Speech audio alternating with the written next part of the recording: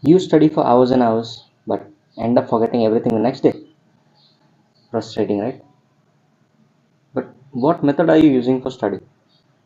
Don't tell me you're studying like this.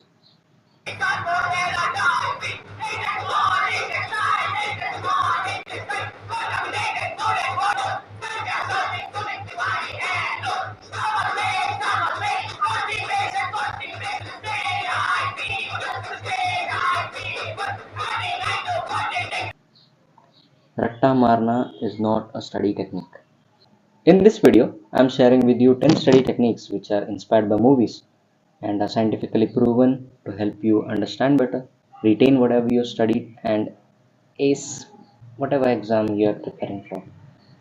And these techniques will make you feel like a superhero. So let's dive in right away. The first technique is Feynman's technique, named after Nobel laureate Richard Feynman.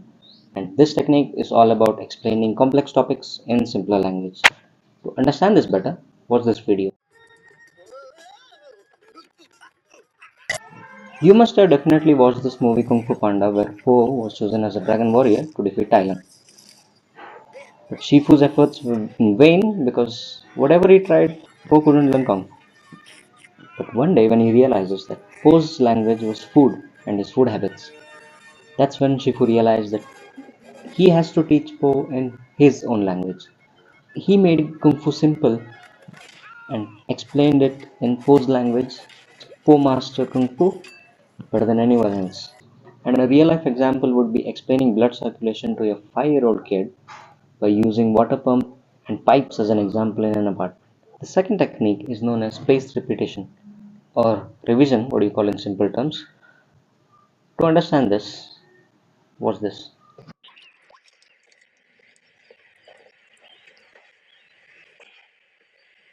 Chowdhury wants to learn Kung Fu and Mr. Han makes him do just one thing. Jacket on, jacket off, like for a million times. And frustrated Dre just asks him what is it making him do? He wants to learn Kung Fu, not this thing.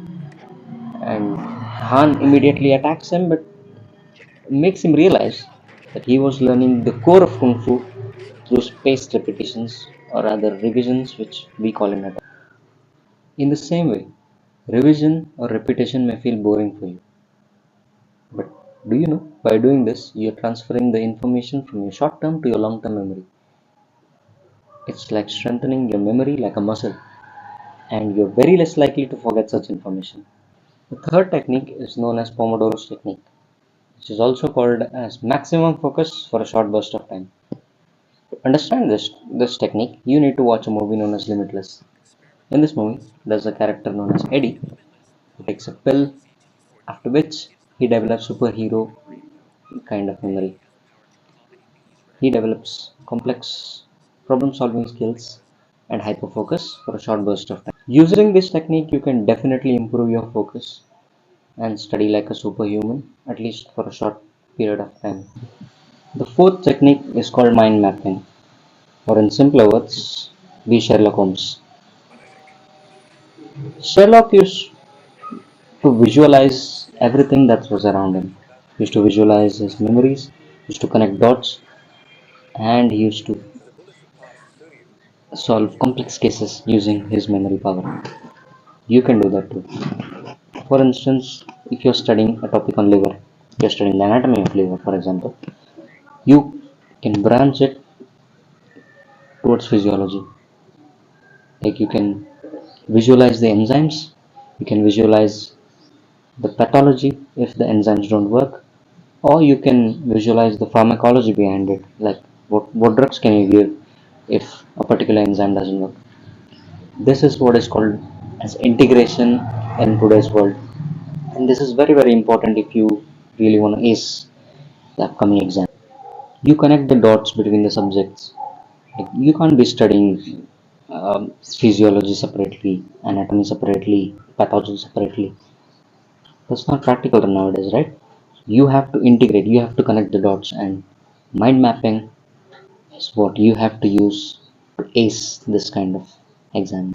And the fifth technique is my personal favorite because I have used this to ace my NEET PG exam and to pass my MS General Surgery. Before revealing my fifth technique, I want you to subscribe to this channel and share this video as much as possible, because this is part 1 of the video and part 2 is coming soon. So this is technique number 5. Where did you learn the litany of spells required to even understand it? I've got a photographic memory. That's how I got my MD and PhD at the same time. Yes, photographic memory, or active recall as some people call it. Dr. Strange was, just by using his photographic memory, was able to decode the spell and open the eye of Agamotto. Similarly, you can open the eye of Agamotto during your exams when you're stuck using this technique.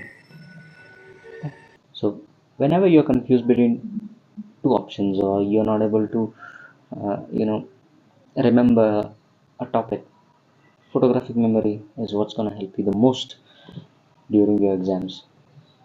You would have read some topic somewhere, you would have made a note somewhere, and that thing will, you can visualize that during the exams using your photographic memory, and that's going to help you the most and make you stand out in the crowd and boost your ranks far better. So that's all for part 1. Stay tuned for part 2 and definitely mention in the comments which study technique did you like the most and which one are you going to use it personally.